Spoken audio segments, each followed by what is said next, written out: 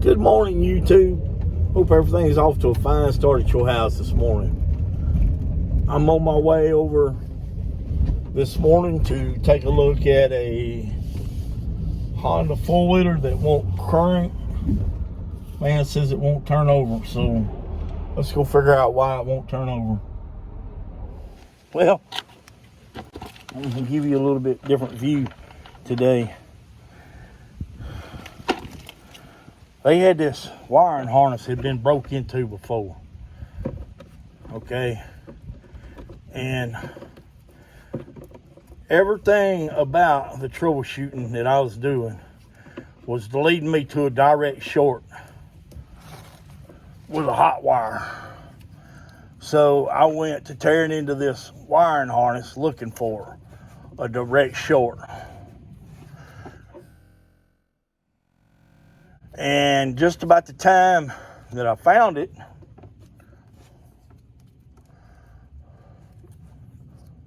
I was all the way up to here with the wiring harness.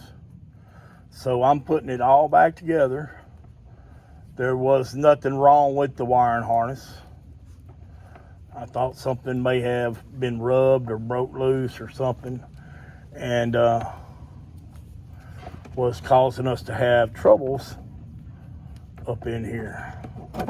Well, come to find out, just about the time I got up here to rubbing on things and pulling on things, something made an arcing sound. I thought it was an arcing sound. It was a plug coming loose down here, and it bumped up against the frame, and to me it sounded like an arcing sound, but it was not an arcing sound.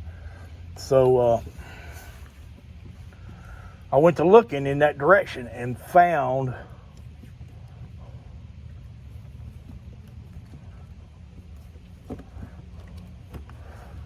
the starter, the wire going to the starter, the hot wire going to the starter was hooked up to the battery, not the solenoid, like it should have been. If it had been hooked up like it should have been, it wouldn't have been making that arc. It would have been working right, okay?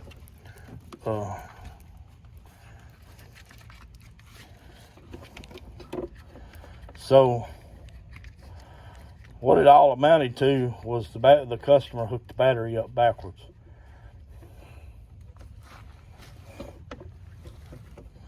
Actually, the wherever he bought the battery from sold him a battery with the terminals on the wrong side. And determining this, it looked like it was all hooked up right. My key, and I even called some people and asked them, some technical people, and asked them what could be causing this. And I was looking for neutral wire being out because my neutral light wasn't coming on. And I figured out that I was getting power to my key switch. I was getting power everywhere I needed to be getting power to, except for to the starter. And it was just crazy. And then I went back in there and I had already checked. Yes, I had already checked the fuses, and the fuses tested good. They were loose. They're old. This is a 1995 model.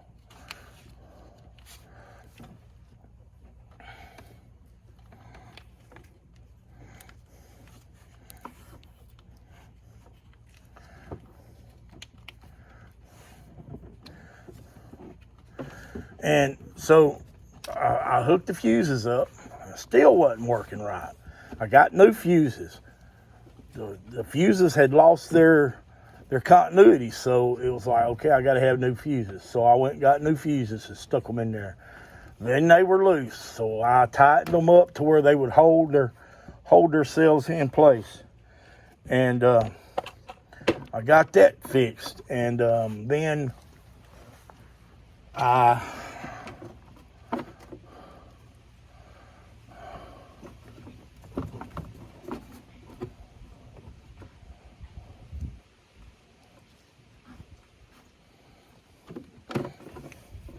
I discovered the whole no problem. The battery had been hooked up backwards.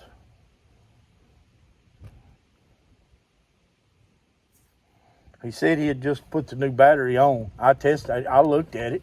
It looked like it was hooked up right. We got all the wires on it are black. So it's hard to determine a hot wire from a negative wire. And so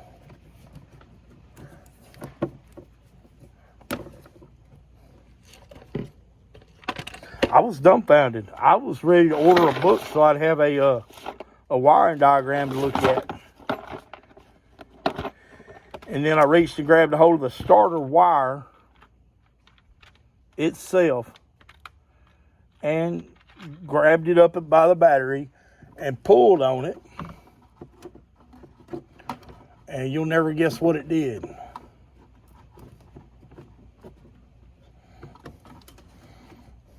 The wrong wire pulled in my hand. And I was like, well, that's not cool. That's not right.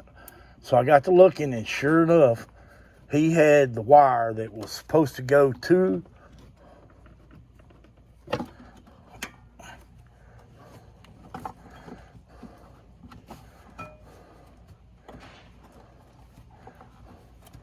the solenoid, hooked up directly to the battery.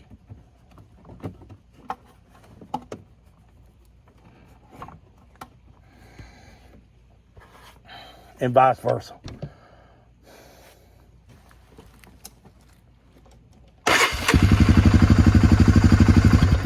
Damnedest thing I ever seen.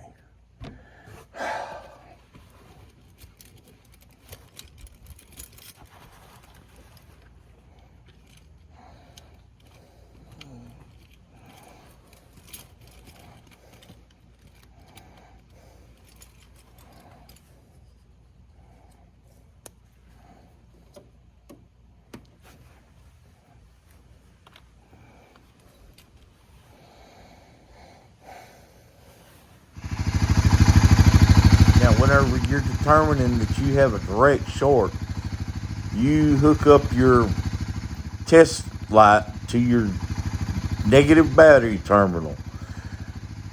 If you touch the frame or the engine or anywhere else on this ATV or lawnmower or anything else, and you get a light on your test light, you got a direct short in your line. You have a hot wire grounded to your frame somewhere. It's time to look for it. Okay, in this case, it was battery hooked up backwards.